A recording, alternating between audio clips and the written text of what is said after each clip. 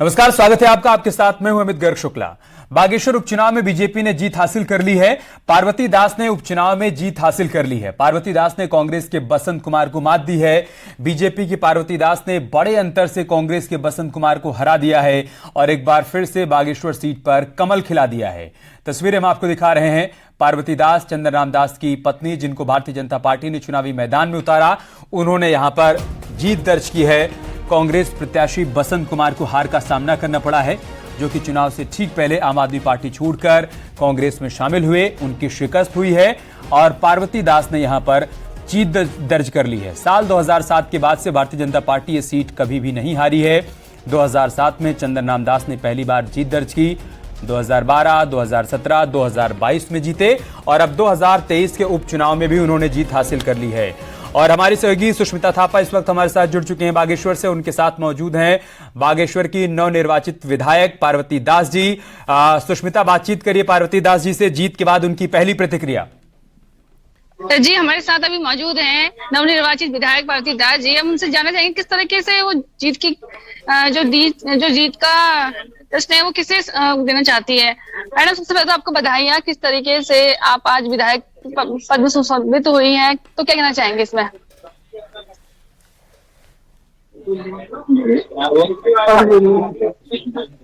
बोलो मैडम,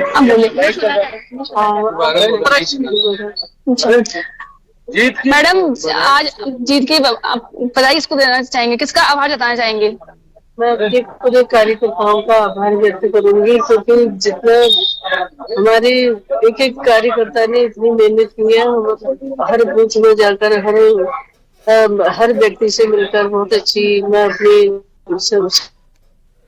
कार्य और अपने प्रधानी जी को और मुख्यमंत्री जी और सभी कार्यकर्ताओं का और हमारी जो क्षेत्रीय जनता है उन सबका भी मैं धन्यवाद।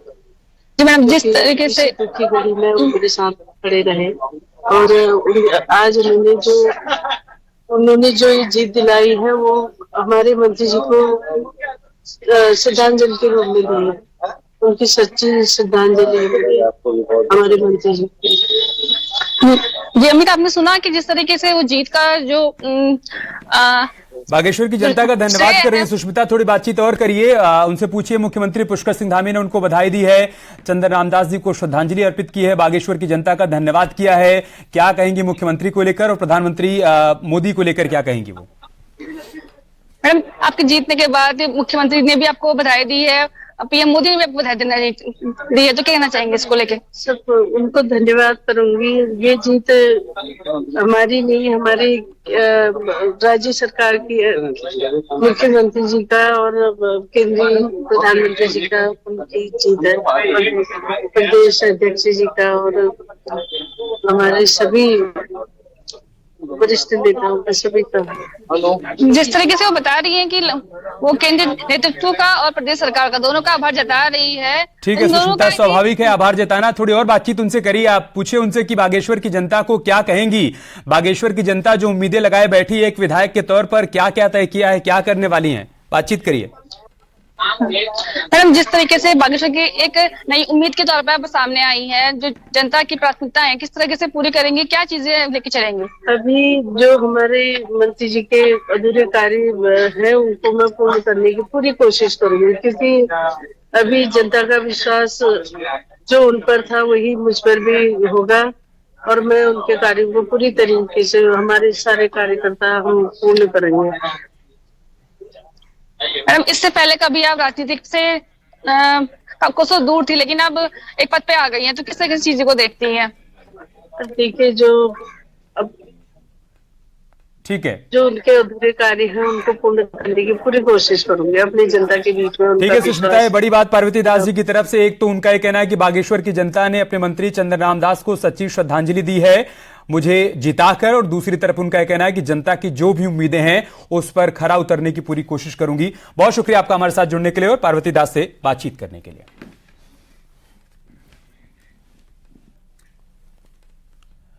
और इधर घोसी उपचुनाव की भी काउंटिंग जारी है। घोसी में समाजवादी पार्टी के प्रत्याशी सुधाकर सिंह लगातार बढ़त बनाए हुए हैं।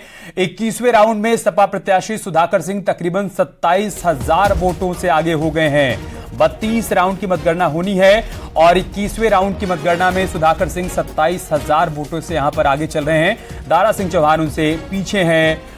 तो घोसी उपचुनाव में काउंटिंग लगातार जारी है। पल पल जो अपडेट आ रहा है वो हम आपके साथ साझा कर रहे हैं। अभी की बड़ी बात यह है कि 21वें राउंड की मतगणना में अपडेट ये आया है कि सुधाकर सिंह अब 27,000 वोटों से आगे हो गए हैं। मतलब दारा सिंह चौहान के वोटों में और उनके वोटों में अब तकरीबन 27,000 वोटों का अंतर हो गया है। मतलब एक बड़ी बढ़त यहां पर बनाए हुए हैं सुधाकर सिंह।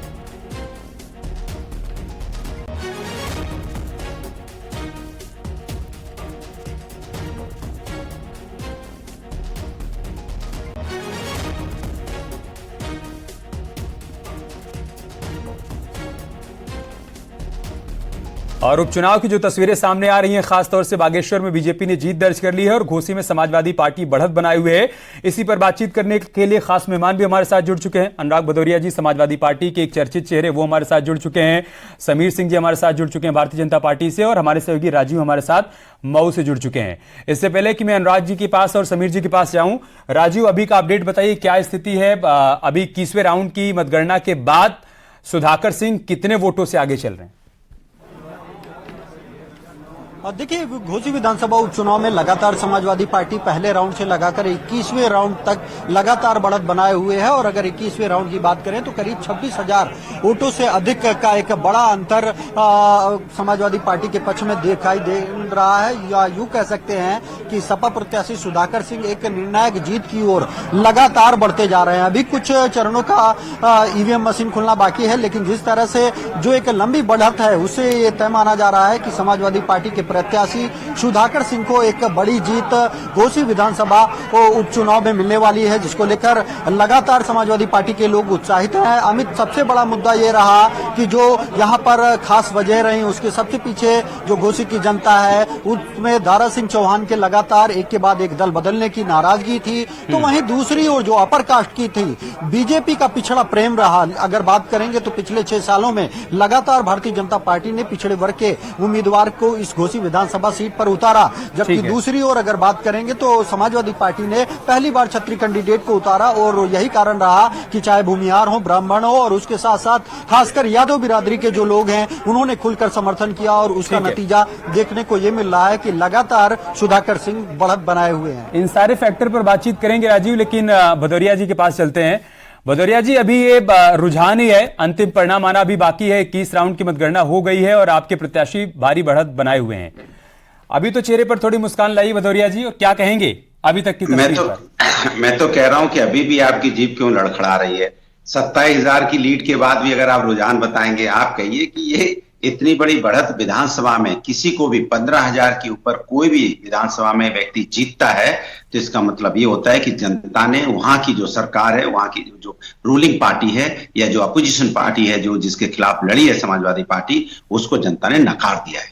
ठीक है, आपने ध्यान से सुना नहीं भदौरिया जी, मैंने कहा कि एक बड़ी बढ़त बनाए हुए हैं। खैर ठीक है, फिर भी मैं आपके चेहरे पे मुस्कान देखना चाहता हूं। कम से कम उस बड़ी बढ़त को लेकर वो चेहरा खिला हुआ तो दिखना चाहिए। सुनिए, तो भारतीय जनता पार्टी को समाजवादी पार्टी जो हमेशा से विकास की राजनीति करती है समाज के अंदर में, जो नेतृत्व समाजवादी पार्टी का, जो अखिलेश यादव जी का नेतृत्व मिला, जो कार्यकर्ताओं ने मेहनत की, जो नेताओं ने लगातार मेहनत की, जनता का जो आशीर्वाद मिला घोसी से, ये साफ दर्शाता है कि अब उत्तर प्रदेश और देश में लोग भारतीय जनता पार्टी को नहीं देखना चाहते हैं। अगर होता तो शायद मार्जिन भी थोड़ी बहुत ज्यादा होती, लेकिन इतनी लंबी मार्जिन तो साफ दर्शाती है कि लोग समाजवादी पार्टी के विकास को, समाजवादी पार्टी के नेता को, समाजवादी पार्टी की नीतियों को लोग मानते हैं, उन्हीं पे लोग विश्वास कर रहे हैं। जो पार्टी में थे, पार्टी छोड़ के गए, जो दल बदलू हैं, दल बदलू को भी जनता ने एक कहते हैं ना करारा तमाचा दिया है कि आप अगर दल बदलेंगे सत्ता के साथ से, सत्ता की मलाई खाने जाएंगे तो जनता आपको नकार देगी, क्योंकि लोकतंत्र है। लेकिन इसी जनता ने 2022 में उनको जिता दिया था जब वो दल बदलकर आपकी पार्टी में आए थे और आपने उनको चुनावी मैदान में उतारा था। समाजवादी पार्टी मैंने आपको जिता दिया था। मैंने आपको बोला समाजवादी पार्टी के कार्यकर्ता, समाजवादी पार्टी की नीतियां, समाजवादी पार्टी का कैडर, समाजवादी पार्टी के नेता की जीत होती है। ये एहसास वहां की जनता ने दे दिया कि आप अगर दल बदलेंगे लेकिन जीत समाजवादी पार्टी की ही होगी, क्योंकि समाजवादी पार्टी की नीतियां जनता के लिए होती है। ठीक है समीर जी, अनुराग भदौरिया जी ने लाइन दे दी है आपको कि दारा सिंह चौहान, जिनकी पहचान ही दल बदलने की रही है, दल बदलू की वजह से यहां की जनता ने उनको नकार दिया है और समाजवादी पार्टी की नीति और नियत पर अपनी मुहर लगाई है। समीर जी, देखिए, ये दल बदलू की बात करते हैं। अनुराग भदौरिया और इनके नेता अखिलेश यादव स्वयं रोजाना गठबंधन बदलते हैं। अगर गठबंधन और दल की बात करेंगे तो ये जवाब नहीं दे पाते हैं कि 17 में कांग्रेस को गठबंधन करके इन्होंने कांग्रेस को गाली क्यों दिया, 19 में बसपा से गठबंधन करके मायावती को गाली क्यों दिया, और 22 में राजभर से गठबंधन करके उन्होंने राजभर को गाली क्यों दिया। रही बात घोसी की, घोसी में अभी 1.25 लाख वोट गिनना बाकी है, काउंटिंग हो रही है। काउंटिंग में कई बार ऐसा होता है कि कहीं प्रत्याशी आगे चलता है, कहीं पीछे होता है। धैर्य रखिए, धैर्य रखिए भदौरिया जी, भदौरिया जी धैर्य रखो, सुनने की आदत डालो ना, सुनने की आदत डालो ना, सुन लो ना, उछलो मत, उछलो मत, सुन लो ना भदौरिया जी। आजमगढ़ हार गए थे तो क्या हुआ था? आजमगढ़ हारे थे, आजमगढ़ हारे थे तो उसका जवाब आपके पास क्या था? आजमगढ़ कौन हारा था? विधानसभा अगर 40,000 आप बताओ ना, आजमगढ़ कौन हारा था? हारोगे तो आपको अरे 22 की विधानसभा कौन हारा? आपको नकार रही है 22 की विधानसभा कौन हारा? आजमगढ़ कौन हारा? आजमगढ़ में आप बताओ ना कौन हारा? आजमगढ़ में आता है। क्या बेहयाई करते हो भदौरिया जी, क्या बेहयाई भदौरिया जी करते हो? आजमगढ़ हार गए कि नहीं हार गए? आपने उनसे आजमगढ़ लोकसभा हारे थे कि नहीं हारे थे? हारे थे कि नहीं हारे थे? 1 to 1 नहीं करते। हारे थे कि नहीं हारे? जी 1 to 1 नहीं करते। बोलो ना, हारे आप थे बोल कि रहे थे नहीं समीर जी चुप थे। समीर जी अभी घोसी पर रहते हैं, समीर जी घोसी पर रहते हैं। आप ये कह रहे हैं कि अंतिम परिणाम नहीं है, लेकिन 21 राउंड की मतगणना के बाद 27,000 वोटों से सुधाकर सिंह आगे हैं। अभी भी आपको लग रहा है कि तस्वीर बदल जाएगी और यहां कमल खिलेगा, दारा सिंह चौहान जीतेंगे? अभी भी आपको ऐसा लग रहा है? सपने में जी रहे हैं क्या समीर जी? दिन के कितने बज गए? ठीक है भदौरिया जी, मैं आऊंगा आपके पास। दीजिए, अभी 1.25 लाख वोट जी। देखो, ये कमेंट्री करेंगे तो अच्छी बात नहीं, आप बोलिए, आप बोलिए। अभी 1.25 लाख वोटों की गणना बाकी है, काउंटिंग हो रही है और भदौरिया जी छुप जाते हैं। भदौरिया जी, जब आप आजमगढ़ हार रहे थे तो कहां छुपे थे? आप नहीं बता पाओगे कि आजमगढ़ हार रहे थे तो कहां छुपे थे? जब 22 हार रहे थे तो कहां छुपे थे? नहीं बता पाओगे। 17 हार रहे थे तो कहां छुपे थे? नहीं बता पाओगे। 19 हार रहे थे तो कहां छुपे थे? नहीं बता सकते हो, नहीं बता सकते हो। जमानत जब्त हो गई आपकी, जमानत जब्त हो गई आपकी। और अगर आप प्रवक्ता हो तो आप बताओ ना, आजमगढ़ हार गए, आपके पास क्या तर्क था? आजमगढ़ हारने के बाद कहां थे भदौरिया जी? आजमगढ़ हारने के बाद कहां थे?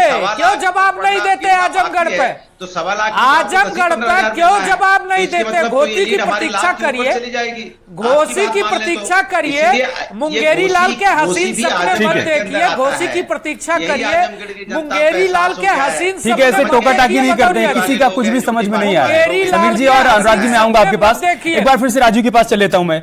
राजू, आप लगातार ग्राउंड जीरो पर बने हुए हैं, नॉमिनेशन से लेकर वोटिंग डे और काउंटिंग डे पर आप वहां पर मौजूद हैं। वहां जनता के बीच क्या क्या मुद्दे रहे? क्या उन मुद्दों को समझ पाने में दारा सिंह चौहान इस बार नाकाम नजर आ रहे हैं, रुझान ये बता रहे हैं, या फिर जिस बात का जिक्र भदौरिया जी कर रहे हैं कि वहां की जनता के मन में भी ये बात थी कि चुनाव जीतते हैं उसके बाद दल बदल लेते हैं, हर बार एक नई पार्टी के साथ चुनावी मैदान में आते हैं, इस वजह से जनता ने तय किया कि फिलहाल इस बार हम उनके साथ नहीं जा रहे हैं? रुझान ये बता रहे हैं।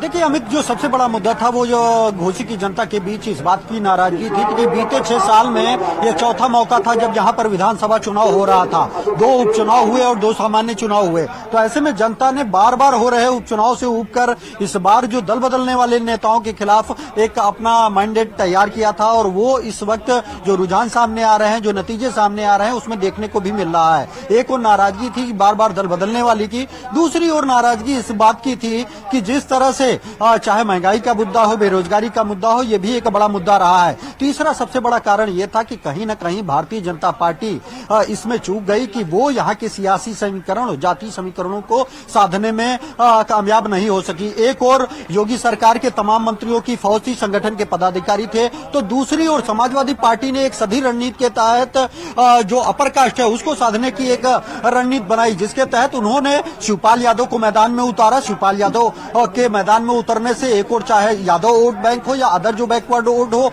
वो लामबंद हुआ। दूसरी ओर अगर भूमिहारों की बात करें जो कि एक बड़ी संख्या में है, उसके नेता के तौर पर राजीव राय को मैदान में उतारा गया। तीसरी ओर अगर ठाकुरों की बात करें, छत्रियों की बात करें, तो समाजवादी पार्टी ने छत्री कैंडिडेट सुधाकर सिंह को ही मैदान में उतारा था। तो ऐसे में ये जो कॉम्बिनेशन था, ये जो स्पष्ट नेतृत्व था, उसके कारण परिणाम देखने को मिले हैं समाजवादी पार्टी के पक्ष में। दूसरी ओर बीजेपी ने भी तमाम अपने मंत्री ऐसे थे जो विभिन्न जाति वर्ग से संबंधित थे, उनको मैदान में उतारा, लेकिन वो अपनी बिरादरी का वोट बीजेपी के पक्ष में नहीं करा पाए, जिसी का नतीजा था कि बीजेपी को एक बड़ा झटका लगते हुए अगर ये रुझान नतीजों में तब्दील हो जाते हैं राजीव, तो जैसा आप कह रहे हैं कि सवाल ओम प्रकाश राजभर से भी पूछा जाएगा, जो कि लगातार दम भर रहे थे जीत का। भदौरिया जी, पीडीए की बात आप लोगों की तरफ से हर मंच से कही जा रही है।